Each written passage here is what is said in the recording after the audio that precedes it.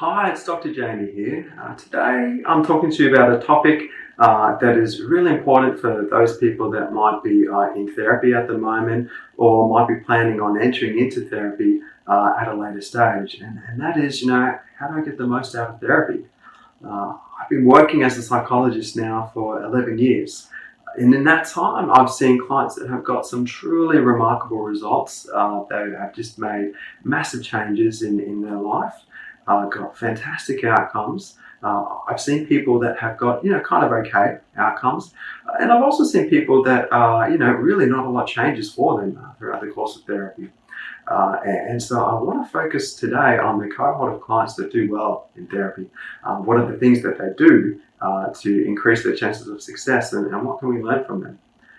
Therapy is, a great investment of kind of time, money, and emotional resources. So, I say to people all the time, you want to be making sure that you're getting good bang for your buck.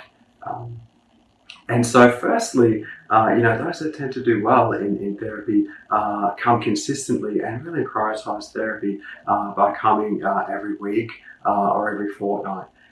We know that, kind of if I wanted to train for a marathon and I, kind of racked up 6 training sessions across a 6-month period, I haven't really given myself the best chance of doing well in that race. And so with therapy too, really important to prioritize it. And so I had a client once who said to me, this is really important to me.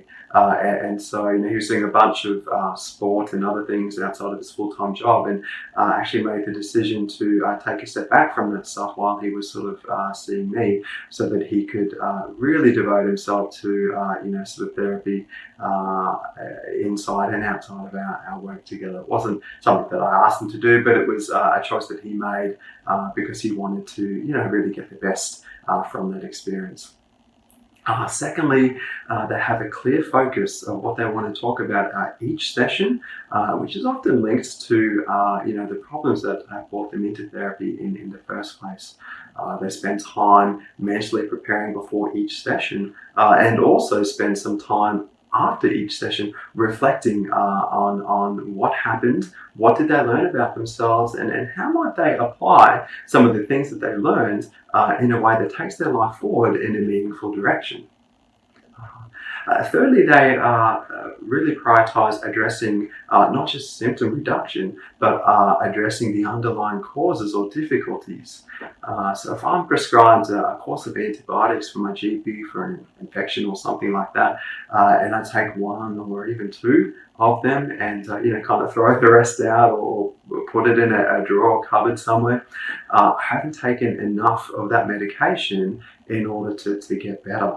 And so we know that with therapy as well, that there really is a minimum sufficient dose that people need in order to lead to, kind of lasting change over time.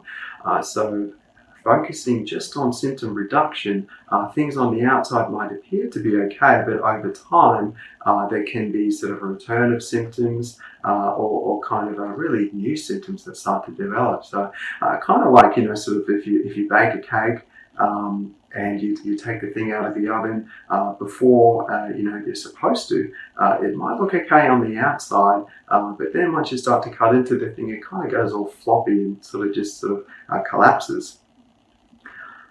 Another thing that people that do really well in therapy differently is to face difficult feelings.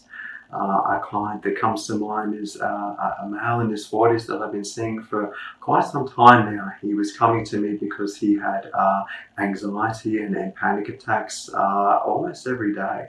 And he's done really well in therapy, and he attributes that to, kind of really facing and working through a lot of difficult feelings. He's had quite a horrific childhood with lots of trauma and neglect.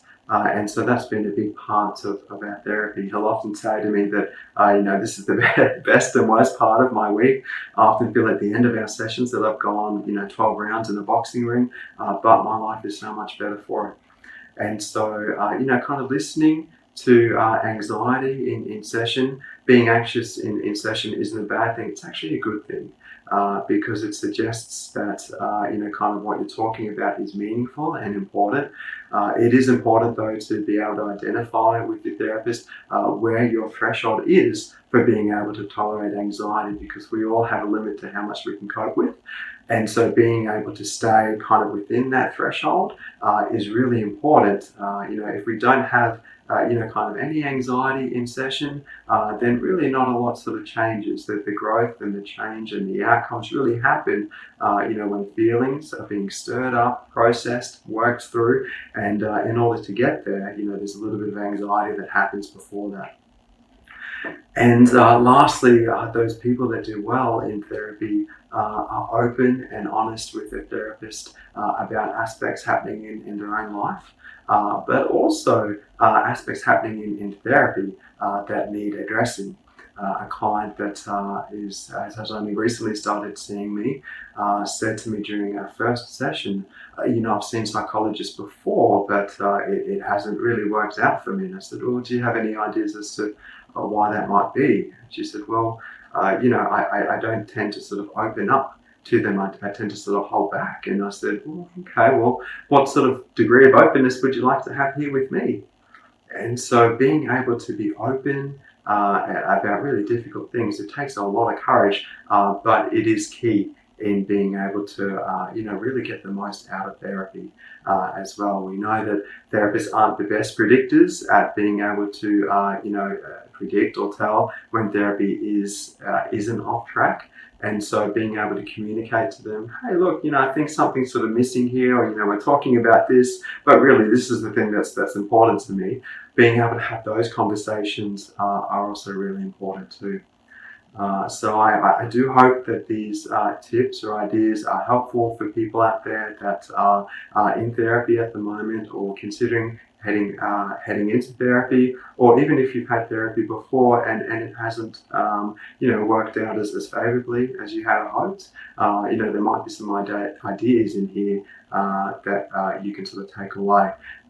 As always, welcome your questions and feedback. And I look forward to talking to you again soon.